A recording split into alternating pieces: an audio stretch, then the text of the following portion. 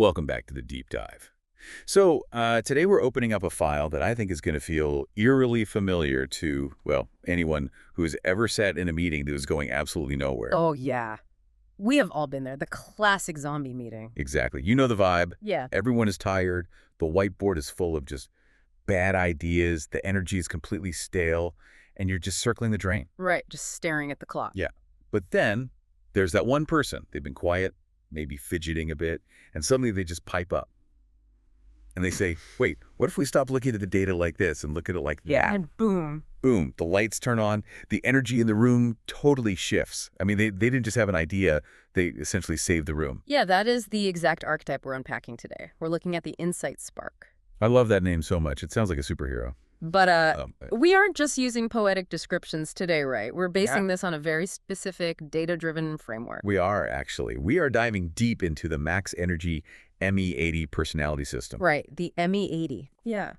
It's this really comprehensive system that maps out human personality based on energy patterns. So it looks at how you process information, how you make decisions, and how you interact with the world around you. And today we're doing a full profile on one specific code within that system, which is the ASFU. That's the one. ASFU.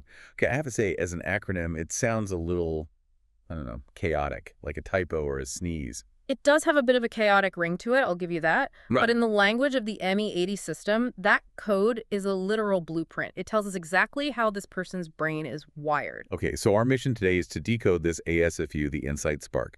We'll look at their identity, their energy matrix, which sounds very sci-fi, by the way, and their career strengths. Sounds like a plan.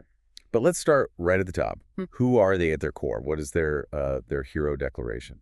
Right, so every profile in the system has a core declaration. It's a single sentence that basically defines their existence. And for the Insight Spark, it is this.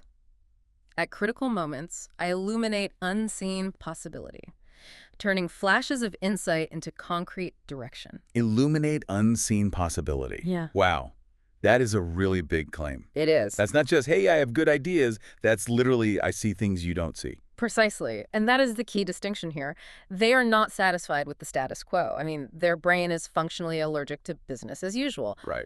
Structurally, this personality is built to power action through inspiration.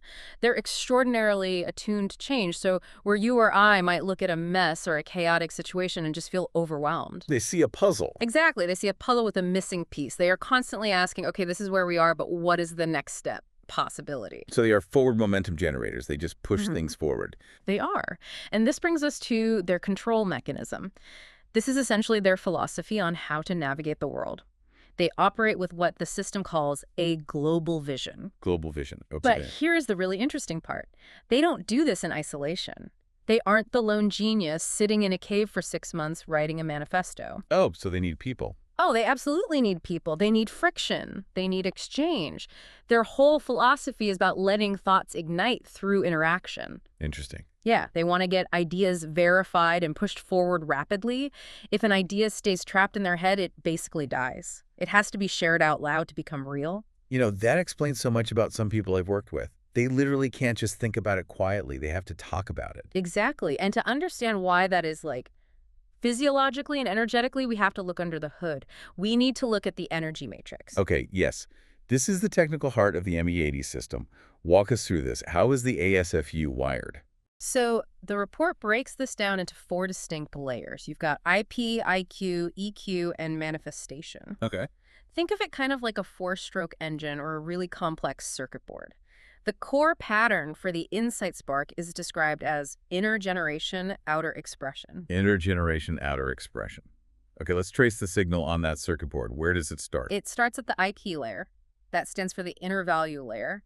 And for the ASFU, this layer is defined as direction sense initiates. Direction sense, so kind of like an internal compass. Yes, but it's very visceral. Before they even have the data, before they have the logic mapped out, they have this innate pull. It's the ignition point. Right. They walk into a situation and their gut just says, north is that way. They might not be able to explain why quite yet, but the signal has fired. Okay, so the spark is lit. But obviously you can't just run a business or a project on a blind gut feeling. What happens next? Right, so then the signal moves to the IQ layer. This is the emotional activation layer. And this acts as their experience and verification judgment. Verification. Okay, so this is the filter. Exactly. The spark hits this layer, and the brain instantly scans its entire database of past experiences. It asks, have I seen this pattern before? Does this direction actually make sense based on what I already know? Ah, I see. It's a really rapid-fire reality check. So it isn't just blind faith. They are cross-referencing that wild intuition against their actual history. Right. And if it passes that check, we move to the third step. And this is where things get loud. The EQ layer, or the decision calculation layer. The loud layer. Yeah. All right. For the insight spark, this layer is defined as emotional expression and release. Expression and release. Okay, this goes right back to what you said earlier about them needing to talk. It is non-negotiable for them. This layer dictates that to actually process the decision, they must externalize it. They literally have to let the energy out. Wow. This is why the insight spark is often the person who interrupts in a meeting or who jumps up and starts drawing on the whiteboard before anyone else has even opened their laptop. They're processing the energy by releasing it into the room. So if you tell them, hey, just be quiet and go write a report about it, you are effectively jamming their engine. You are cutting the main wire, yes. But here's the part that usually trips people up. We still have the fourth layer, the manifestation layer. Right. This is how the energy actually grounds itself in reality. And the ME80 report describes this as inward carrying, absorbing, integrating. But wait, hold on. Yeah. You just said their EQ is about expression and release, right? Yeah. Pushing things out. But their manifestation is inward and absorbing. Yeah. That sounds like a massive contradiction. Yeah. How can they be pushing out and pulling in at the exact same time? I know it does sound totally contradictory, but think of it like a radar system or echolocation. Echolocation. Like a bat. Exactly like a bat. You send a ping out into the world. That ping is the EQ expression. You talk, you pitch the idea, but the entire purpose of that ping is to hear what comes back. Oh, I see. So they speak out loud specifically to gauge the reaction. Precisely. They express the idea just to see how it lands. They are absorbing the room's reaction. They're carrying the context that bounces back to them. That makes so much sense. Right. If they threw an idea out there and absolutely nobody reacted, no pushback, no agreement, the loop would just break. They need to absorb that feedback to integrate it and verify if their original direction from that IP layer was actually correct. That is fascinating. So when they're talking at you, they're actually deeply listening to how you respond to their talking. Yes. They are feeding on the reflection. And that actually leads us directly into the deep analysis of their inner traits. The report highlights this core trait, and it calls it inspiration ignition. Inspiration ignition. Yeah. But the mechanism for this is described as thinking accompanies expression. Thinking accompanies expression. Okay, I feel like this is a very polite, scientific way of saying they have no idea what they're saying until they've actually said it. That is the blunt way of putting it, yes. It's the classic speaking while organizing phenomenon. I have to be totally honest with you. As a host who talks for a living, I heavily relate to this. But in a strict corporate setting, I can imagine this being absolutely terrifying for the people around them. It really can be. Just imagine you are a very structured, step-by-step type of person. You look at your boss, who is an insight spark, and you ask, so what is the plan? Right. And they just start talking.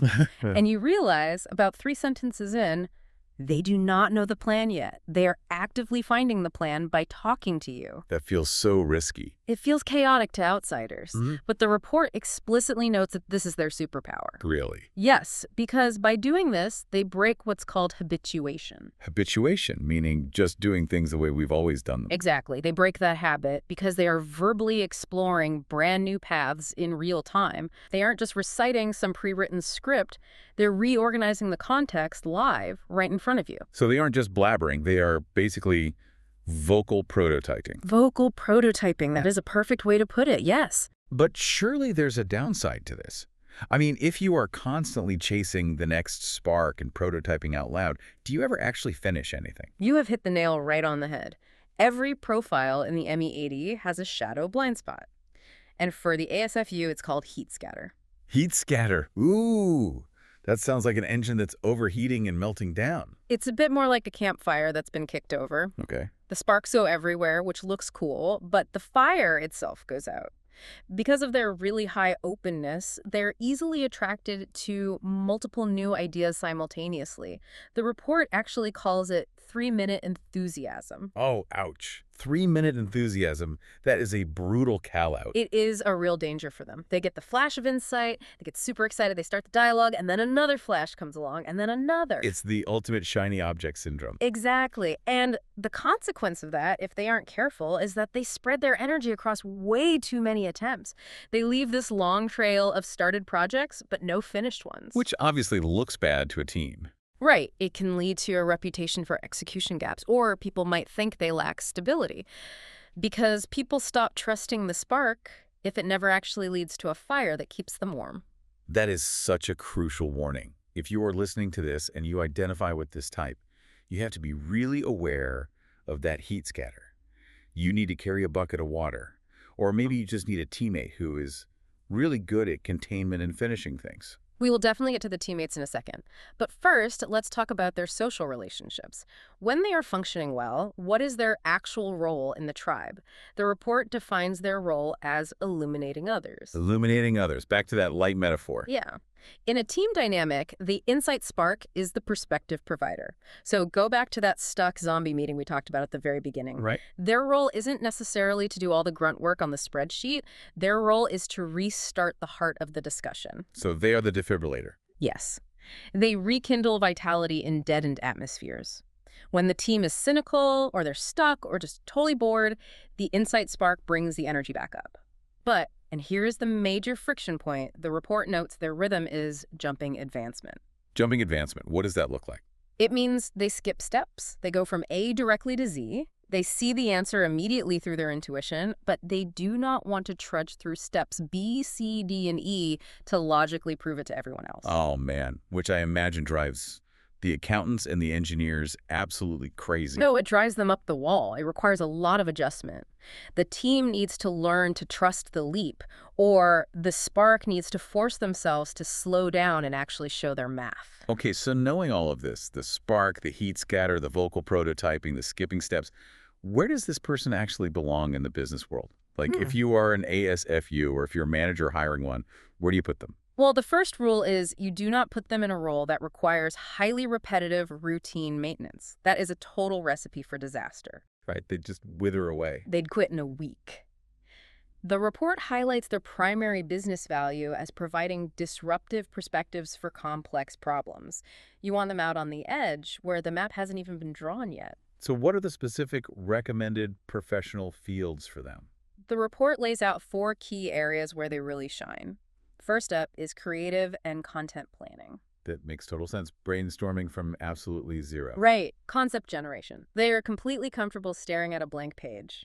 The second field is new project incubation. The messy, chaotic startup phase. Exactly. Early path exploration. When you're asking, is this idea even possible? Let's poke it and test it. They thrive there. Okay, what's the third? Third is consulting and strategy. So coming in and analyzing complex issues to find new angles that the internal team is just too close to see. I can see that. They can come in as an outsider, blow up all the assumptions, give the new perspective, and then leave before it gets boring. You've got it. And the fourth one is really interesting. It's facilitation work. Facilitation, like running workshops or corporate training. Yeah, think about it.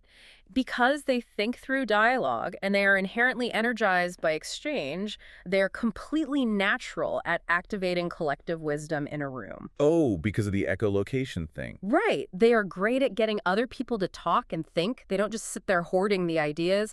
They stimulate the entire room. That connects right back to that illuminating others role. They aren't just the light bulb themselves. They are the switch that turns everyone else on. That's a really beautiful way to put it, actually. Yes. So we've covered the mechanics, the strengths, the blind spots, the career paths. But if we had to really boil this down, if there was one piece of advice, one sort of gold sentence from the report that sums up the ASFU experience, what would it be? The report offers a very powerful concluding thought for this type. It says this: when inspiration is allowed trial and error rather than demanded perfect, insight sparks continuously illuminate the unknown, turning momentary insight into real, implementable directions. Wow. Allowed trial and error rather than demanded perfect? Yeah. I genuinely feel like we should tattoo that on the foreheads of a lot of middle managers. It is the absolute key to the lock with this personality type. If you demand perfection from an insight spark on the very first try, you kill their entire process. Yeah. You have to let them be messy. You have to let them scatter a little bit, let them speak without a script, because that trial and error process is exactly how they find the gold. Efficiency isn't always a straight line, right? Sometimes you just have to let the spark jump the gap. Precisely. Well, this has been such a massive eye-opener. I think a lot of you listening are going to recognize yourselves or maybe your very frustrating, very brilliant colleagues in this profile. It is a really complex type, but an absolutely vital one for any innovative team. And we should definitely remind everyone that we are really just scratching the surface here. This entire deep dive is based directly on the Max Energy ME80 Personality Assessment Report. Yes, credit where credit is due. It is a deeply fascinating system that goes into so much more detail, especially regarding the interactions between different types. So if you want to find out your own code or just understand the system better, you can visit their official website at www.maxenergylife.com. And for those of you scrolling on social media right now, you can just search Facebook for Max Energy or search for MedHanergy. They have a lot of great resources there. There's so much good stuff to dig into. So here is our final challenge to you for today. Think about this. If your brain needs to speak out loud in order to think, whose brains are you using as your scratch pad? And more importantly, are you giving them that same grace when they need to process their own energy in their own way? That's a great question to leave on. If you are an insight spark, the next time you feel that flash, don't suppress it. Find a whiteboard, find a partner, and just start talking. Let the spark ignite. Thanks for diving in with us today, and we'll catch you on the next one.